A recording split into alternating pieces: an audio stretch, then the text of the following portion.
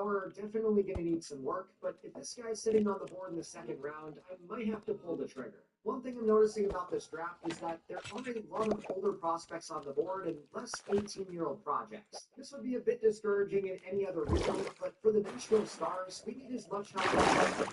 We're still sitting at 2 wins on the year, going into an extra innings game against Miami. However, the go-ahead run was against the third, and Kyle Stowers was able to drive it home. It is not often that we get close games, but this one would end in another loss. After the run from Stowers, we were unable to rally back, so we were now 2-41, and just taking a look at the stats, I think these numbers are rough. Ramon Arias leading the team in RBIs, having 726 OPS, and after that, 8 points up to 618, and 4 games not doing anything either. Now, at least on the positive side of things, it does seem that Jared Young is turning things around with a 295 average, to go along with 11 RBIs and a team-leading 4 home runs. At 67 overall with some potential, I feel like that's all we could really ask for. Additionally, it's been a really solid year for Don Nunez, who continues to play consistently, and he may be our catcher, but he's been one of our best offensive players all year. It certainly helps having 84 plate discipline, but he's also now up to true potential. He might be the best pure hitter on this team, and I'm curious if we can make a case to stick around long term. While I will normally play one season per video, episode 1 will be the exception because I want to play 2 years just to get some roots established. That will not only give us 2 draft classes, but also allow us to get a full offseason with free agency and the Rule 5 draft. We desperately need that because we're on another losing streak, sitting at 3-49 near the end of May.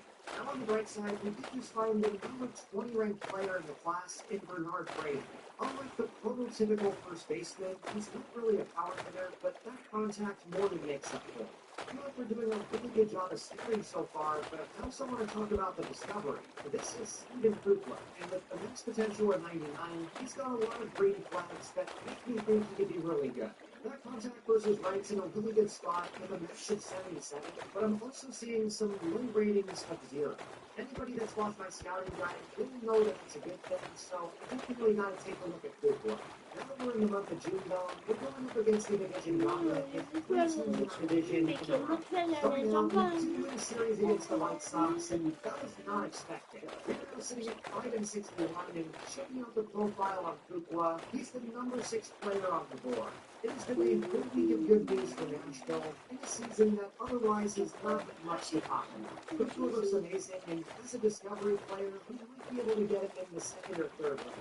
We're tied up against the Cardinals, looking for a walk-off win, and with 1 gone and the bases loaded, all we need is a sac fly into left field to win this. That was our first walk-off win in franchise history, and we had to jump in to go celebrate. We secured a 4-3 victory thanks to a 9-hit day from the offense, as we also had a whole lot of walks. Even if it didn't result in many runs, we were finding ways to get on base, and I truly believe that that's one of the bigger reasons that we're starting to win. I know we're 7-66, but just take a look at the last couple weeks. We have won 4 games, including our first series victory of the year. We're really starting to heat up, and now down 1 to the Diamondbacks, Ramon Arias ties the game. Now we have runners at the corners with 1 away and cannot afford a double play. Marte makes the play, a bit late on the throw, it's going to be close, Toro is safe. That was a go-ahead fielder's choice from Toro as this one is crushed. Stuart Fairchild in the left center field, and that is gone.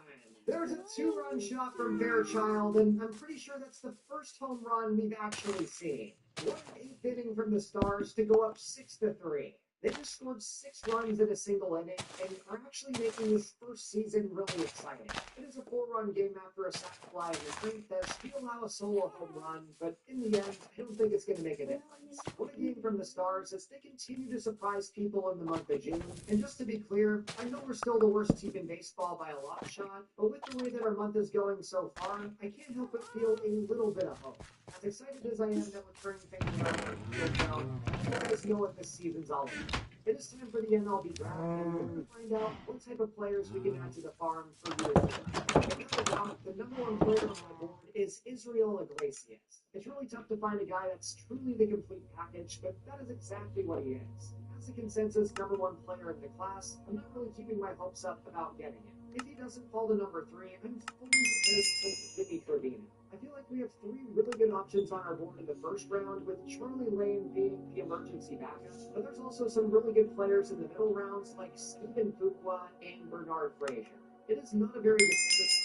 There's only a few guys that I really like, but I'm hoping we did a good enough job in scouting to make up for them. Without further ado, though, we're going to jump right into it, as with the first overall pick, Alec Karowski goes to the White Sox. He's probably going to be a good player, but not who I had in mind at number 3, as then the Rays taking 23-year-old outfield. They took a right fielder, but not the one that I wanted, as Israel Iglesias is still on the board, and we're just going to make it the first selection of this rebuild. That is a fantastic foundational piece, as he's pretty well balanced across the board, with really good athleticism, pretty solid power, and decent contact as well. He's about as close to a 5-tool player as we're going to find, and I'm excited to make him the number 3 selection in our first pick of the franchise. Ignore the Twins uniform, that's just a glitch in the game. Iglesias is a star. That is a big-time way to start out this draft, as Jimmy Trevino goes immediately after. There's no doubt in my mind that he's going to be a good player, and while he might be the most pure hitter in the class, I could not pass up on the athleticism that Iglesias brings to the table. Then after that, Charlie Lane went number 5, along with a guy named Obama who happens to be a white dude. With the picks starting to fly off the board, the big question for us is, will Bernard Frazier or Fuqua be on the board? I'm just going to rip the Band-Aid off and sim ahead, as Frazier is gone, but the number 6 player in the draft, Stephen Fuqua, is still available. He may not be a 5-tool player, as the power is notably lacking, but as a contact first second baseman, I really can't complain about the skill set. We're just going to select him right here. Stephen Fuqua, welcome to Nashville. Now simming forward to the next round, I feel like it's now or never to take a starting pitcher, and with a few of the Discovery guys starting to come off the board, I really don't want to miss out on Ryan Fairchild.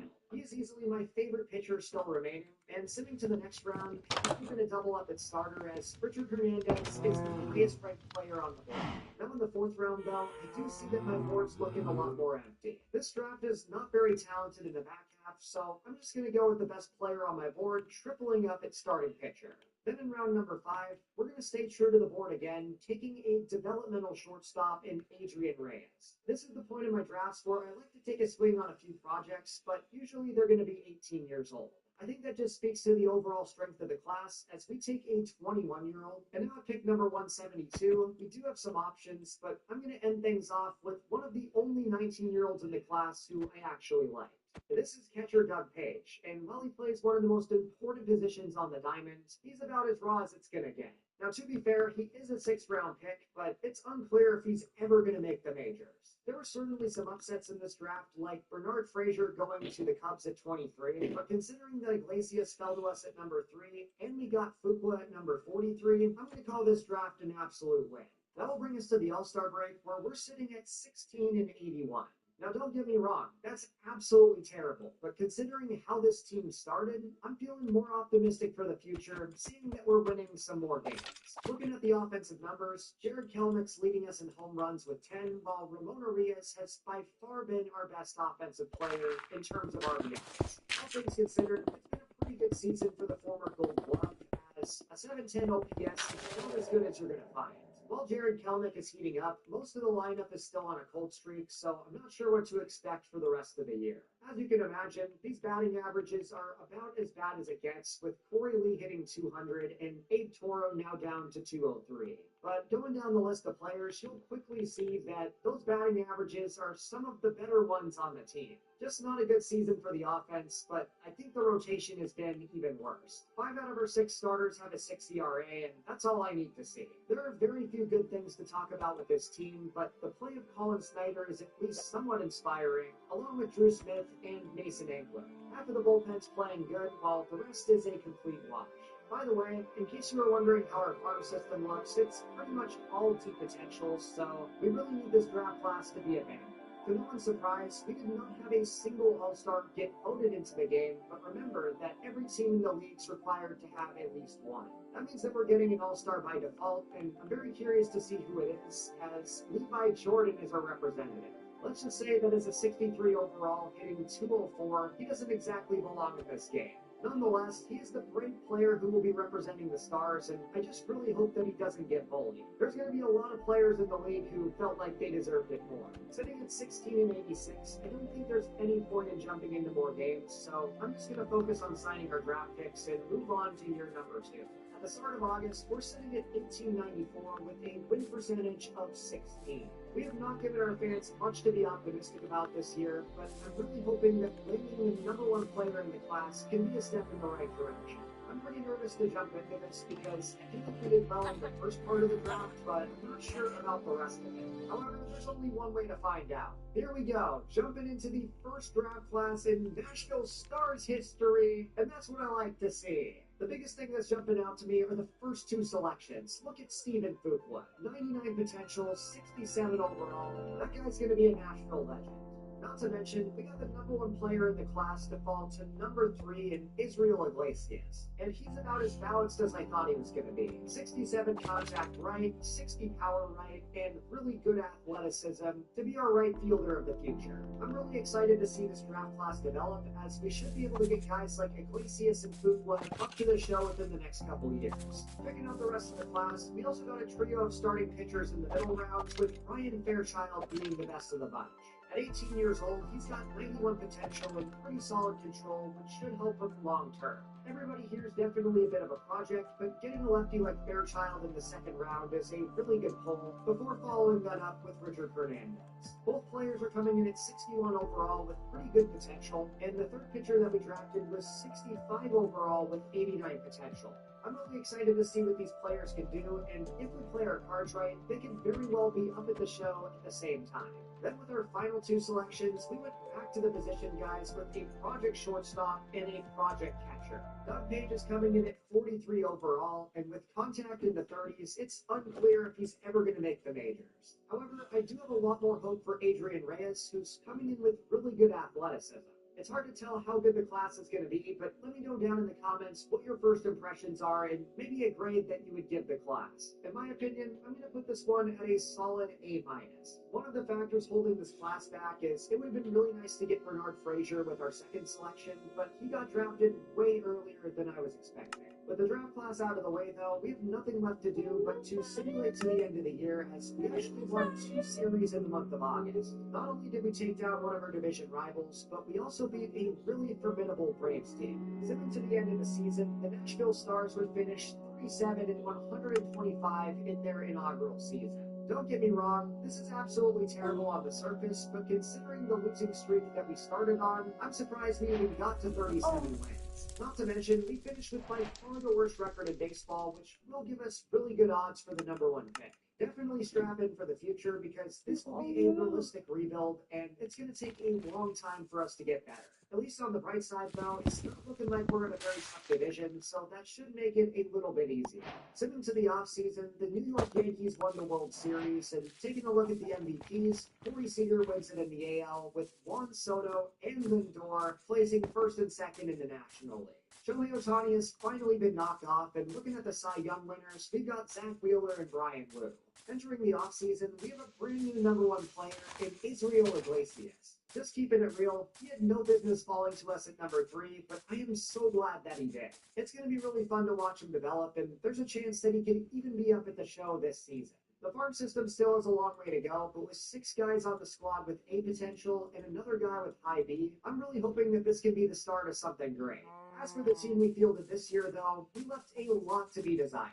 Just taking a look at the stats, Ramon Arias had a pretty good year with a 269 average to go along with 61 RBIs. He was one of the 4 players who I was most excited about, and he did increase 3 overall. That should at least secure him a spot on the team next year, along with Jared Kelnick, who also went up 2 and put up a really respectable 23 home runs.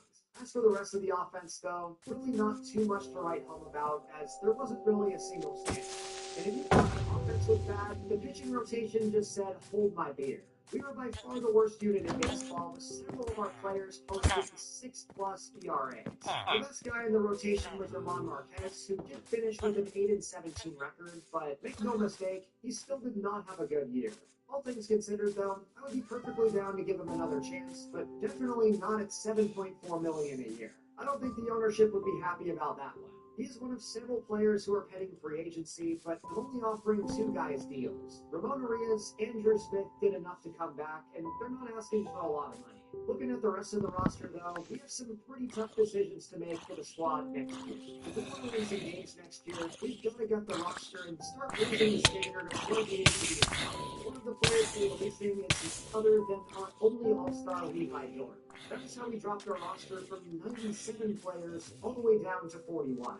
That'll give us plenty of room to sign guys in free agency, but just be warned that I'm not going to go out and spend a bunch of money in free agency. The big challenge that we're facing this offseason is to not only fill 40 roster spots while staying in our ownership's budget, but to also try and improve our team in the process. As you can imagine, that's going to be a lot easier said than done, as most of the contracts we're going to be offering will either be for veteran minimums or for minor league deals. And we are starting things off signing longtime Boston Red Sox Alec Verdugo to a 2-year deal. Now, this is the prime example of the type of signing that we're looking for. He's looking for guaranteed playing time to save his career, and Nashville is a great place to get. Then, following that same logic, we're also signing Javier Baez, who was out of baseball in 2026, and is trying to return to his farm in early 2020s. Unfortunately, due to a bit of an issue with the signing with the team, he's decided to test the old market. Now, this isn't a very big box, but it's not as a player. We're trying to mix Ramon. So we're looking to sign his player. Similar skills. 68 overall. This will be a process. Hopefully by signing one brother, we can get the other one to follow, and Ramon is back on a 2-year deal. We'll see if that also attracts his brother, but before we offer him a contract, I'm offering a deal to Richie Porter. Big fan of the utility and the plus play discipline. I know we're not making the flashiest offseason moves, but I'm proud of where this offseason has taken us as we do get the other his brother. We actually completed the collection, and I'm really excited to see these guys playing right next to each other. Early on in the offseason, I feel like we've done a pretty good job of looking at how to see contribute next year. Also getting some guys signed to long-term minor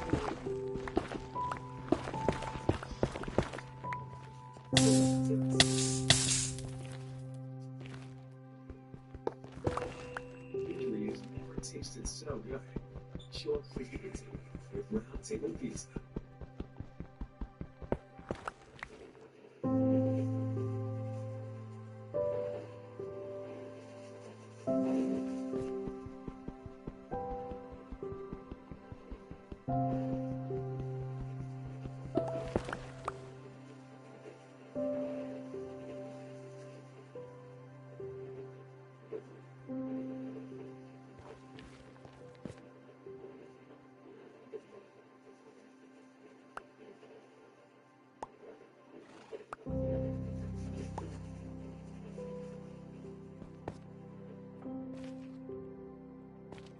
There are some more signings to get done, but first we have the most important part of the offseason. All we can do is jump straight into it and just hope for the best. Really hoping we don't get screwed over and the Marlins jump 4 spots to overtake us for number 1. It certainly could have been worse, but really hoping the Marlins don't snipe a player that I like. We're trying to finish the offseason strong with a 1-year prove-it deal to Griffin Canning and a 2-year deal to Endy Rodriguez.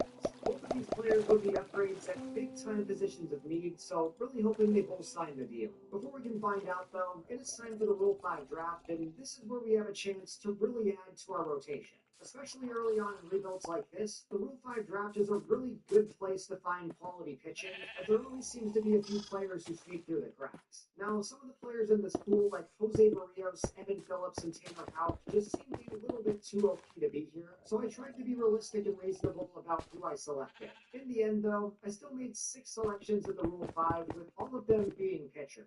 That's going to help us fill out the rotation, as we also get Endy Rodriguez to sign as our new catcher. That is a big get right after the Rule 5, as we also get Griffin Canning. At least for our standards, these are 2 really quality signings to round out the offseason, as there's no doubt that we got that. I would put money on us winning more than 37 games, but the best part about these offseason additions is it really didn't break the bank. After spending $25 million on the team last year, we're sitting at 40, which is certainly the lowest payroll in the league. Here's the lineup for season number 2, and we've got quite a few faces. There's only 4 players from last year's lineup returning in Jared Kelnick, Ramon Arias, Ryan Noda, and Jared Young.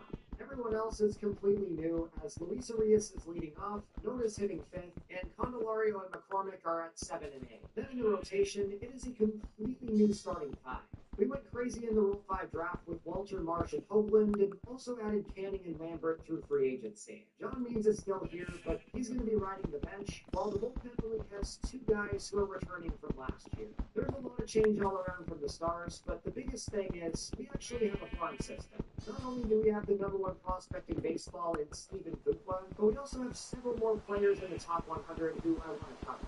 Starting at number 16, here's Ryan Fairchild, and it doesn't take too long to find the next guy, Israel Iglesias at number 23. While he's the third-ranked prospect on the team, though, don't be surprised if he gets the call-up this year. Well, I want to see what he can do in the minors. He might end up being too talented to leave at AAA. Then rounding out the rest of the farm, we have DeCosta at number 74, and I think that's going to be it. Only 4 top 100 prospects, but it is good enough to bring our farm range all the way from number 30 to number 12. The team is looking night and day heading into the new year as Luis Arias gets us started with a grounder to Andy David Cruz, playing cleanly, and the throw first is in time. Now, I do want to preface that while we're a better team on paper, we're still the worst team in the league by quite a long shot. That means that this season is all about developing the prospects in the farm and also seeing which of the players at the major league level are worth investing in long term. Speaking of which, there's a double from Jared Kelnick, who I really believe in. He led the Stars with 23 bombs in their inaugural season, and 33 more this year. Not switching sides, though, we were second opening day start in 2 years. Brandon Walter was the first overall pick in the Rule 5 draft, and I'm really excited to see what we can get out of him, but that is not a very good start. Under a walk from Jones, they've got 2 guys on board, so now we're in a bit of trouble as they're just swinging miss for strike 3. Walter is fighting to stay alive as there's a swinging miss to get out of the inning. The one at bat that I simulated turned into a solo shot to get in the lead, but now Jared Kelnick makes great contact in the right, and that is gone. What a start to the day for JK, and I'm not going to lie, this has got me feeling a little emotional as a Mariners fan. I would have this man so hard when he was a top 5 prospect, and now watching him double and hit a dinger just reminds me of what could have been. Unfortunately, though, second to the top of the 5th, Walter could not hold the tie, but Candelario just tied it right back up. He was one of the most notable free agent signings, and he just went yard against his former team on opening day. We're facing Connor Phillips, and so far we're already having an easier time hitting him as Jared Kelnick does it again, home run number 2. I don't know if he missed off-season testing, but someone's going to take another look at this man's speed. 2 home runs and a double on opening day. We're in the driver's seat on opening day, but with 3.5 innings to go, and the bullpen pulled it down. Now on the bottom of the 8th, we're facing the top of the order for Cincinnati, and Andy David Cruz starts off with great contact, dropping this in for a single. All we need to do is hold on for 5 more outs, and David Cruz takes off, stealing second with ease. Now with 2 outs on the board, we're fixing the pitcher Trevino, and he's able to just keep this fair down the line, scoring David Cruz from second. Now let's just take a look at the replay for a second. He pulls that down the line, and just look at how close that was to being a foul ball. And it's literally right on the base. It really feels like we should have the lead, but living on the extra innings, thanks to Candelario making a great catch. After everything we've been through today, it's really important to me that we win this one, as that cannot be played cleanly at third, and Arias has a base hit. Now with 2 guys on, though, here's a grounder for Rodriguez. We gotta avoid the double play. Can he beat it out? He will not be able to. Not to mention, the CP previously decided to pinch hit for Jared Kelnick. Just putting it lightly, that's a really interesting decision, as gets away from Rodriguez, as he's got to recover and make the throw. That is way off line, and that's how this one ends. You have got to be kidding me. After hitting 3 home runs, that is how this one's going to end. Defense lost us the game, but this one was such a blast to jump into. What a day for Jared Kelnick, who went 3 for 3 with a double and 2 home runs. Just putting it lightly, the fans were not happy that he got pulled for 4 years. He ran the entire offense today, but I also got to give credit to Brandon Walter and the bullpen for holding it down when it mattered. Walter went 5 innings, only allowing 2 runs, and for a number one starter on a team like this, that is more than I could ever ask for. I still want to give a lot of credit where it's due to Jared Kelman, as he comfortably exceeded former top prospect. So we have the next two series that are going to first win this season against the Braves. This was a 5-3 victory where who else but Alex Verdugo had a grand slam. That's a pretty crazy way to win our first game. Simulating a few games later, though, we would beat the Rays 18-3. What on earth happened here? Diving into it, it was a fantastic day for the offense as Jared Kelnick went deep for the fourth time of the year already, and Candelario had a multi-homer day. Not to mention, it was a 2 RBI day from both Arias brothers and Alex Verdugo. I know we're only a few games into the year, but I just wanted to show you this insane stat line for Jared Kelnick. In just 18 at-bats, he has hit 4 dingers and 7 RBIs, which both lead the team, along with his 1,800 OPS. I know that it's way too early to make anything of this, but I do have to ask, how far can he go? He could very well be playing himself into a shiny new contract extension as we're diving into another year of scouting, looking to find a gem at number 2. And after the great success of last year, he's facing a lot of pressure, especially the more talented players. It's always been the cheap way to acquire talent, so they're really exponential really look at this concept. I am seeing some players but I think consensus number one player in the class because it would be insane if we could get we're going to throw Leo Lugo on the board and things like that. We can find out which one it's going to be as we see forward, sweeping a series against Toronto and I think first sweep in franchise history. The one thing never stood a chance is 5-7. The day for the result. 4 for 5, RBIs, and a home run. That's how you get it done. Not to mention the next game, he's turned 2 RBIs, and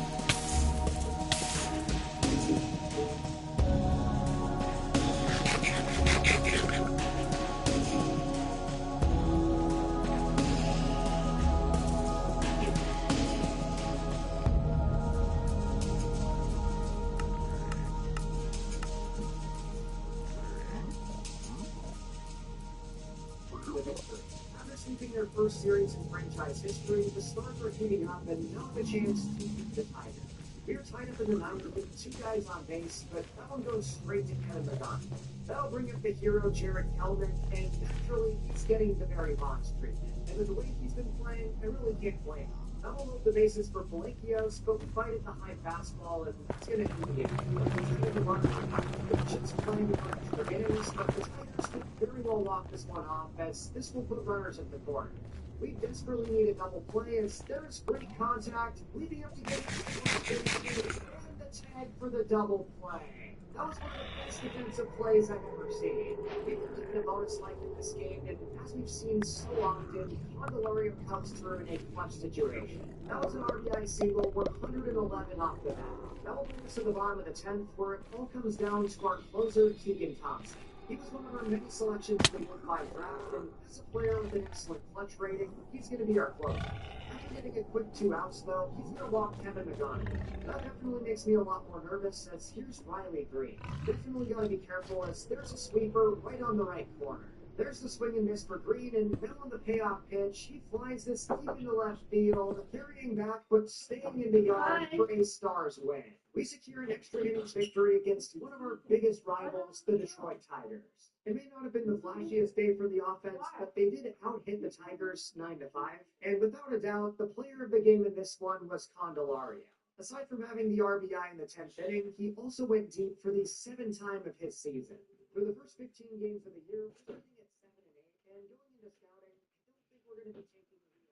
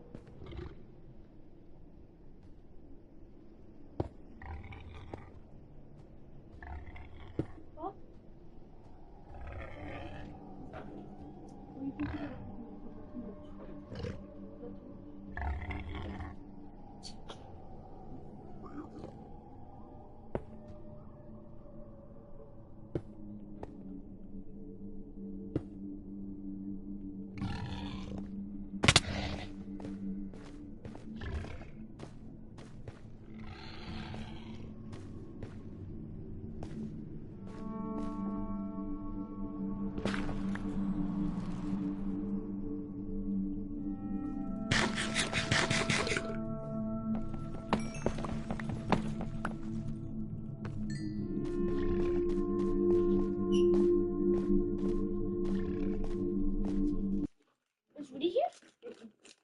How do you call them?